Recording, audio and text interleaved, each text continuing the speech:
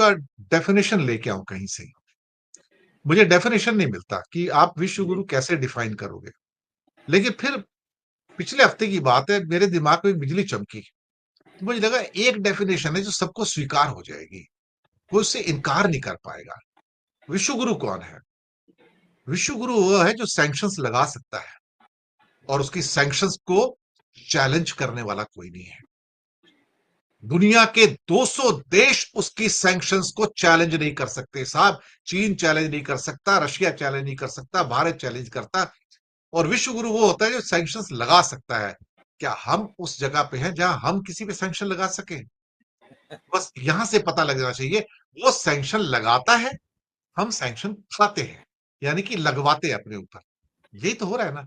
तो मुझे विश्व गुरु की मेरे हिसाब से जो बेस्ट डेफिनेशन ये है, the one who can impose sanctions is the true विश्व गुरु, because he can dictate the world and we are not dictating, we are getting dictated.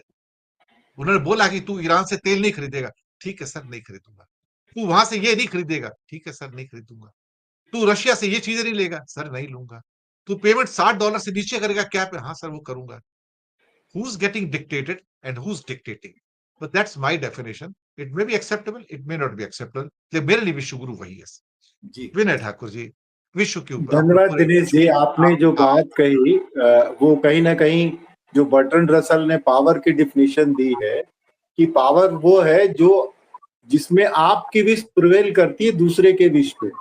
अब ये पावर जो है आपकी फिजिकल पावर से आ सकती है, आपके रिसोर्सेज से आ सकती है, या इंटेलेक्चुअल स्ट्रेंथ से आ सकती है। दुनिया में बहुत सारे ऐसे भी मुल्क हुए हैं जो मिलिट्रली या रिसोर्स के हिसाब से बहुत पावरफुल नहीं रहे हैं, लेकिन कल्चरली और इंटेलेक्चुअली इतने स्ट्रांग रहे हैं कि वो प्रिवेल किए हैं। एक इसका उदाहरण है कि रोम ने जब ग्रीस पर आक्रमण किया था, उनको मिलाना चाहा था, तो इसलिए नहीं मिलाना चाहता कि ग्रीस जो था वो बहुत रिसोर्सफुल कंट्री था, स्ट्रेटेजिकली बहुत इंपॉर्टेंट था, बल्कि इसलिए था कि ग्रीक कल्चर जो था उसका बहुत इन्फ्लुएंस था। वो तो रोमन किंग्स चाहते थे कि उनको ये वैलिडेट करे, वो उनको माने। तो उसी तरह से आप ये देखिए कि ट्रंप साहब जो है, ट्रंप साहब कोई संत नहीं है, ट्रंप साहब पॉलिटिशियन है, ट्रंप साहब साथ में व्यवसायी भी है, और इसीलिए वो बाकायदा समझते हैं कि उनके देश का हित कहाँ है। और वो कोई मोरल बैगेज लेके नहीं चलते हैं कि दुनिया में उनकी आलोचना हो जाएगी कि वो ह्यूमन राइट्स को मानते हैं नहीं मानते हैं, उनका इंटरवेंशन जायज है नहीं जायज है। और उनका क्लियर टर्म है कि भाई मेरा कैंपेन जो है मेक अमेरिका ग्रेट अगेन, और दूसरे लोग अगर मर भी जाते हैं 2, 4, 500, 1000, लाख, तो उससे कोई फर्क नहीं पड़ता है। और बिल्कुल उसी राह पर इजराइल भी है कि दुनिया चाहे इधर से उधर हो जाए, हमारे देश का हित ये है, अगर हमको पूरी अरब वर्ल्ड को मिट्टी में मिलाना हो तो ठीक।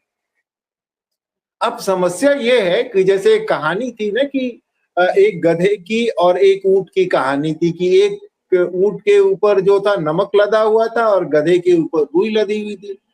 अब गधे ने देखा कि ऊंट गया, वो नदी में लौटा और उसके बाद तेजी से चलने लग गया, तो उसका बोझ हल्का हो गया। इसने सोचा कि नदी में लौटने से बोझ हल्का हो जाता है। अब गधे के पीठ पे रुई लदी हुई थी, वो भी नदी में लौट गया, वो बेचारा नदी में ही डूब गया। तो हर देश की जो स्थिति है इकोनॉमिकली, जियो स्ट्रेटेजिकली, वो अलग है, और हमको रिलेटिव स्ट्रेंथ अपना देखना होगा। ये जो हम ढोल पीट रहे हैं कि हम वर्ल्ड की तीसरी इकोनॉमिक पावर हो गए, एब्सोल्यूट टर्म में हो सकते हैं।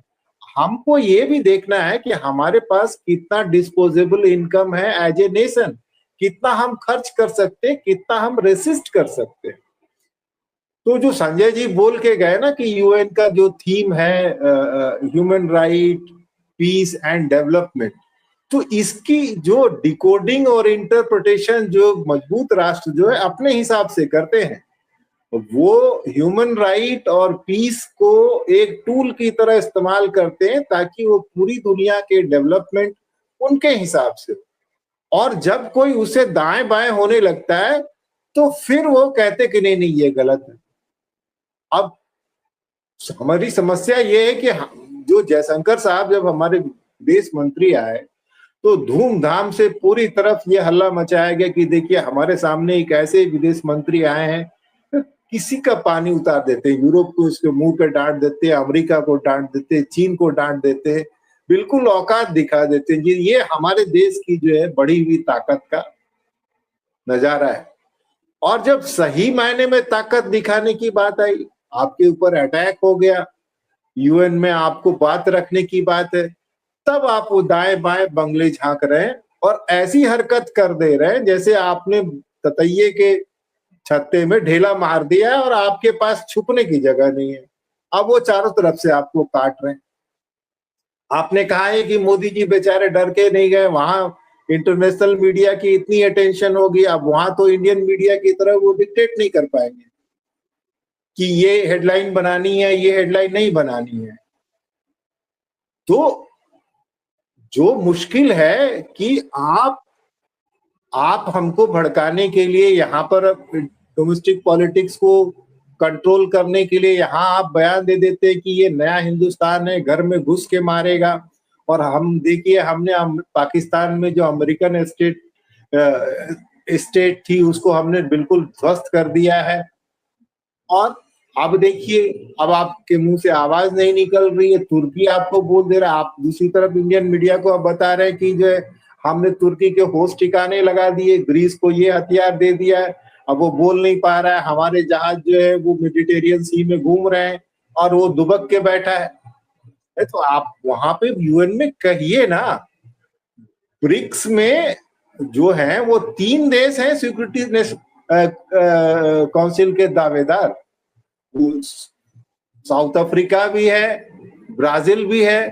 तो वहां कोई बात बनेगी नहीं।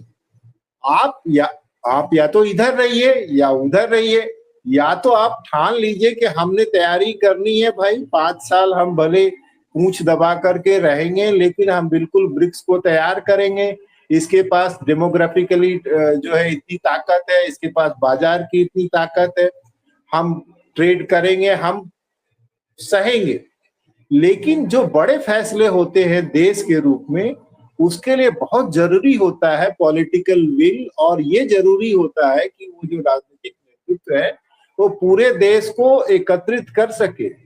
देखिए इतिहास में जब भी बड़ी बड़ी वजह आई है तो वही देश जीत पाया है जिसके नेता ने अपने लोगों को इकट्ठा रख पाया। जब जर्मनी ने रूस पे आक्रमण किया था, रूस कोई बड़ी सैन्य ताकत नहीं था, उसके सैनिक के पास जूते नहीं थे, कपड़े नहीं थे, खाने को नहीं था, लेकिन रूस ने इस दम पे मुकाबला किया कि उसके नेता ने रूस की जनता को इकट्ठा किया और जर्मनी को शिकस्त दी।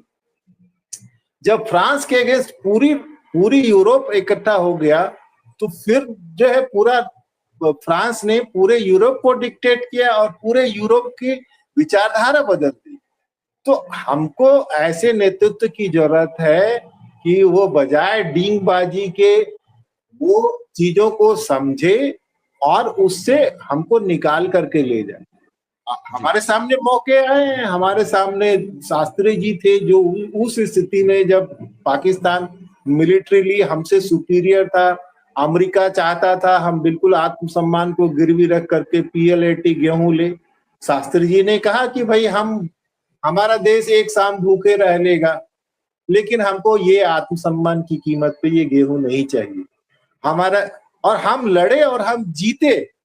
तो हमको जो है जो जरूरत है वो जरूरत ये है कि हमारा राजनीतिक नेतृत्व जो है वो हमको भुलावे में ना रख करके हकीकत के आधार पर राजनीति करे और देश को इकट्ठा रखे, तभी हम अपनी ताकत का पूरा इजहार कर पाए।